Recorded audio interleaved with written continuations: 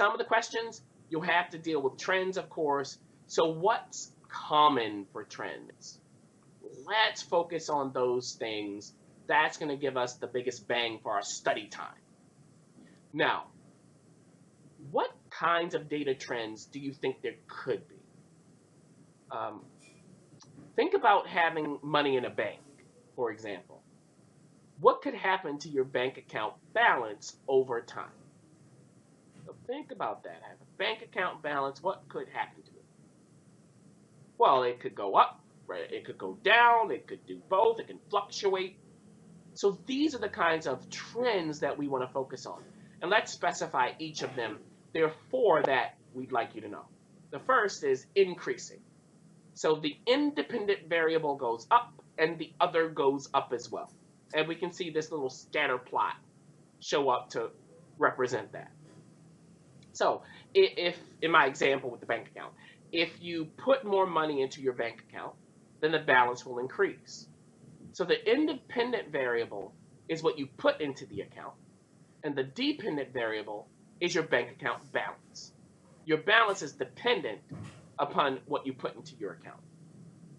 So now there's also the opposite trend, the decreasing or indirect trend. So in this case, independent variable goes up, the other goes down. And again, we can see a new scatter plot representing that. So in this case, we could say this goes to a credit card bill, right? So the more you pay to the credit card company, the less you owe in the future. So your remaining balance is dependent upon what you pay, which is the independent variable. Now, so we're going up, and everything goes up, or something goes up and the other things goes down, right? Well, there's another trend, and this is a U-shaped trend. So in this case, let's be careful here. The independent variable, it increases, and the other one goes up as well. So it's starting that increasing trend. But then at a certain point, it hits its peak, it stops, and then the other variable goes down, forming this U shape that we can see at the bottom right corner of this slide. So one example of a U-shaped trend could be exercise. If you exercise moderately, your health will likely improve, right? So that's starting the trend going up. But at a certain point, more exercise will stop causing health improvements, and your health will reach a peak, as we talked about here in the U. Then if you over-exercise, you overdo it, your health will actually suffer. So then that trend of health goes down. So again, that's our complete U-shape. So we have increasing, decreasing, U-shaped trends. The final one to note is one that actually says this: there's no relationship. So there's no clear relationship that we can find. And we can see in our little scatter plot at the bottom right corner here, all the points are all over the place. We can't find the exact or clear relationships again. Now, an example in the real world of this would be the relationship, or lack thereof, between the money you have in your checking account and the money you have in your savings account. One account doesn't have to have an effect on the other. Maybe it does, maybe it doesn't. We're not sure. So there's no clear relationship in that case. Now, as we've just seen, these four kinds of trends show up all the time, not only on the GED Science test, but even in the real world. So always think of the real world to bring that kind of understanding to the GED Science test and the other GED tests that you're preparing. And that's how you reap the benefits on test day and beyond. Okay, now let's take this a step further, because spotting trends can help us make predictions as well. So you might be asked to do this, make a prediction. And that's based on given data, right? So just keep that in mind. And we might need to go again to what's beyond the data. So if we need to predict what's beyond the data, what should we assume about the trends in the data? In other words, will there be a change? or will it just be a continuation? Well, we should assume that it's a continuation. They don't tell us otherwise in predicting beyond. So assume that the trends will continue, and you would eliminate answers based on that. Answers that are too high or too low based on that continuing trend. So from our previous example about exercise, remember we talked about the more you over-exercise, the worse your health will get. So that's a trend that should continue, and we can eliminate based on that. Now, there are other ways that the GED Science test can ask about changes in data that are relevant to the real world. So let's look at them next. So some of the questions here, you might have to create a new chart, table, or graph. But again, it's based on given data. So the information is going to be given for you to do that. So another thing that you could be asked is what would happen if the data's changed, if it's altered. So hold on. What must the correct answers be based on again? Well, remember, it's the given information, right? So here, information given. And we've talked about that a lot already throughout this lesson. So we should look for that information, right? And here, it's evidence from the passage or visual information to answer the questions. So in examining this kind of data, there's certain things, of course, we want to check for. First is the units of measurement and the increments. Also looking at the axes. So just as we talked about earlier, this is similar to how we normally analyze charts, tables, and graphs. So no change there. Next, you also want to locate the origin to make sure that you can determine the minimum possible values. So these minimum possible values will give you a starting point. So if you want to figure out how many, let's say this example, how many books children should read at a time for learning, we could set the minimum number of books at one book at a time, or at even more. But the origin of that graph, if we were to create it, would show what that minimum number is. 1, 2, 3, or more. So that's the point of finding the origin, finding your starting point, finding the minimum possible values. The third thing to do in examining new and hypothetical data is to pick a test point and eliminate based on that. So in other words, we don't have to deal with all of the points in the data. We can spot check the data and eliminate accordingly. So the answers, again, the answers are going to guide the way that we check the data. And that's going to help us to avoid wasting time. Okay, now remember from earlier in this session that studies aren't always perfect. For example, earlier on, we talked about the potential problem of not studying the right kind of group in the weight loss example. So since studies can contain problems, the GED Science test might ask about certain ones. And one common problem to watch out for is up next, right? And this is a part of what I promised we were going to focus on, and that's bias in these scientific experiments. Now, bias is the same thing as prejudice. So what does bias mean? For example, let's say that Meryl Streep is my favorite actress. So this means I could be biased in favor of one of her new movies before I even see it. So based on that example, why am I biased? Well, it's because I liked the movie before I even saw it. I'm biased in favor of Meryl Streep. So if a scientist is biased, that could cause a problem, right? Because this is a scientist coming up with a conclusion before looking at the data. That's the prejudice. So what should the scientist do to make sure that his or her biases don't negatively affect the experiment? Well, of course, the scientist can go, okay, let me ignore my bias, try to work around it. The scientist could also bring someone else in to help them make sure they avoid their own biases. So the scientist by himself or herself can't completely avoid his or her bias. However, the scientists, as it says here, need to do everything they can to minimize the effects of the bias when dealing with these experiments. So let's ask this question next when it comes to bias. What are some possible sources? Well, we talked about some of them already. So let's look at a paragraph that lists them. So it could be, here it is again, an unrepresentative sample. Be careful with that. Also, failure to control the necessary variables. So being careful with the use of the variables there. And third, the groups chosen that are more likely to produce the desired results. So all of that there is important to watch out for when it comes to bias, among other things. So for failure to control the necessary variables, that's not accounting for how different variables can affect different outcomes.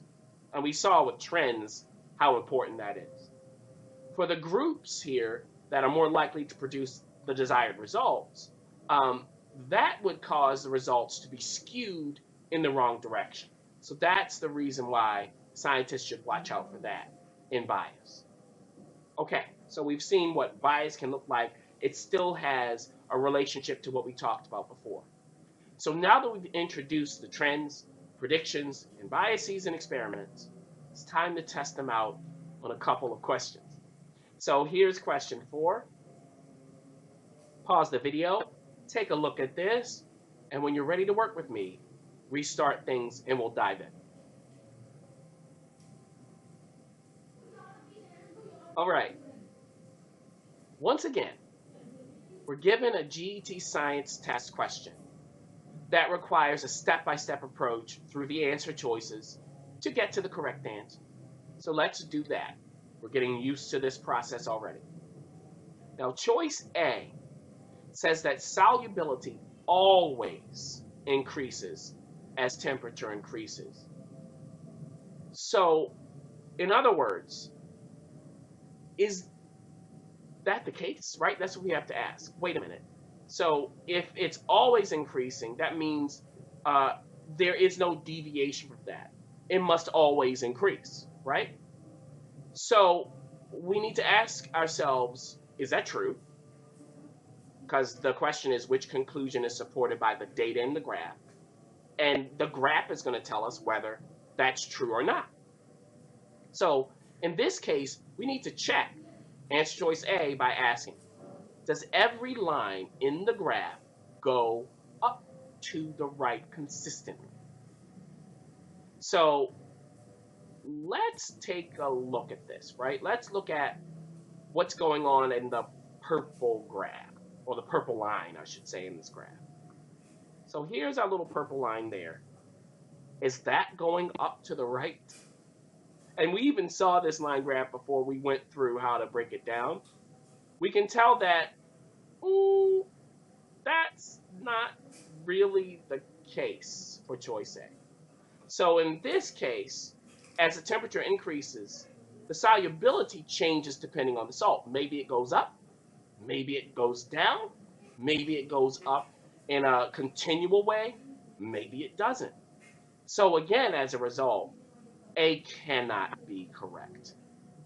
Okay, so this is how you would start to find your way through these answer choices with the given data in this line graph. So now let's check choice B now that we've gone through A carefully. According to B, KCl should be at the highest point in the graph along the 40 degrees Celsius line. So here's our line for 40 degrees Celsius right there, going up and down for 40 degrees. Okay, is this the case? Is the KCl line, don't forget to use the legend right here, is that the one that's highest at 40 degrees Celsius? So you can pause the video to check that out, and once you've done so, restart it and we'll find out what the answer is.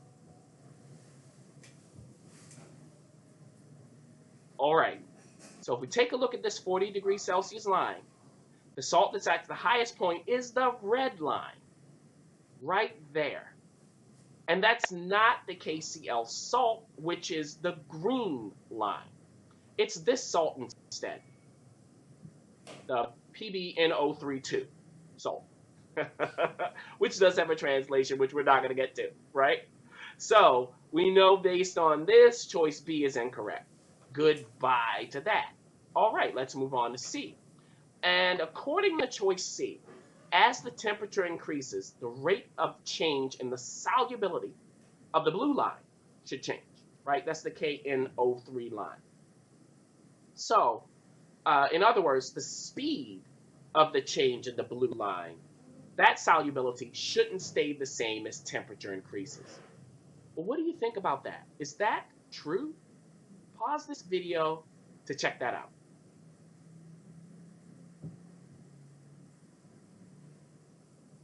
Okay, so since the blue line curves up as temperature increases, that means that the speed of the change in its solubility does not stay the same. It certainly does change as the temperature gets hotter. So in other words, here's one way to say it. The KNO3 line gets steeper as the temperature increases. And since this is the kind of information we're looking for to check choice C must match it. Now, before we choose C, you can confirm choice D, and you want to confirm that that's incorrect. So let's do that. To check choice D, you need to determine whether the yellow line doesn't go up to the right after it crosses the 80 degrees Celsius line. So is that true? Does the yellow line either stay the same or go down to the right of the 80 degrees Celsius line? What do you think? Well, no, that's not the case. That line continues to go up after 80 degrees Celsius. We can see that. So remember, we're dealing here with the yellow line. Here's 80 degrees Celsius. It continues to go up slightly to the right after that point. So we found why D is incorrect, leaving C absolutely as the correct answer. Excellent. Now, let's look at another question that tests your ability to handle trends. Okay, so here's question 5. As always, pause the video, get a lay of the land here, and then when you're ready, you can work through with me.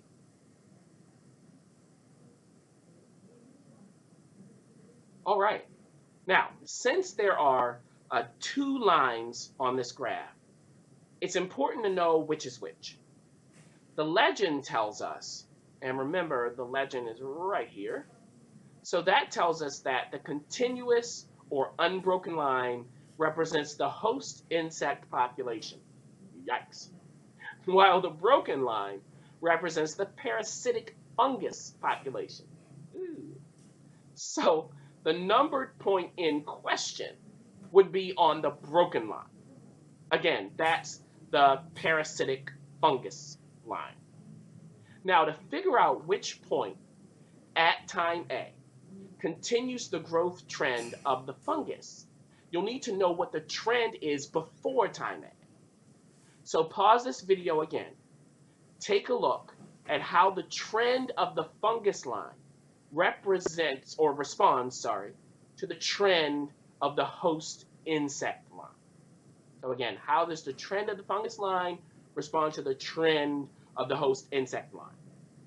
Also, since the host insect line continues throughout the entire graph, take a look at the full trend of that host insect line to figure out where the fungus line should be at time A. All right, so you have your marching orders, pause the video, work through that, and then we'll find out what it is together.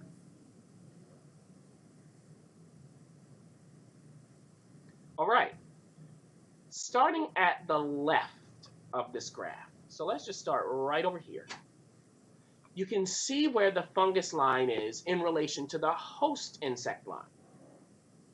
Also note that the host insect line starts by curving up to a peak, then it curves down. Now that trend for the host insect line repeats itself. that line curves back up to its peak after it hits its lowest point. So at time A, the fungus line should do the same, repeat itself. Or in other words, let's see this on the slide. Based on this trend, the correct point should be on the same horizontal line as the point one cycle earlier. So which of the 4 points at time A, 1, 2, 3, and 4, which of those 4 points matches where the fungus line was exactly 1 cycle earlier? Pause the video again to find that correct point on your own.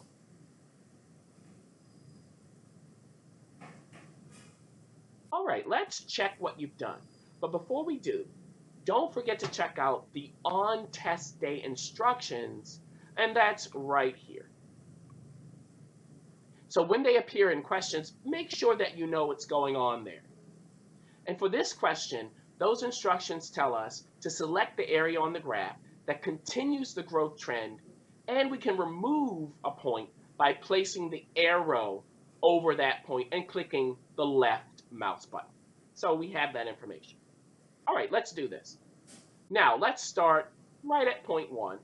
For point 1, highlight there with a purple X. You can see that it's way above any point anywhere on the fungus line before.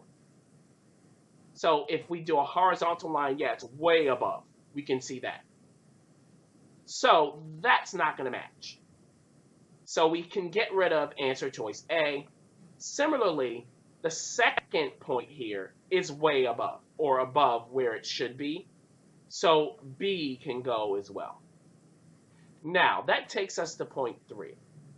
And here's where the fungus line is exactly 1 cycle earlier. Let's mark that. So 1 cycle earlier, it's right about there.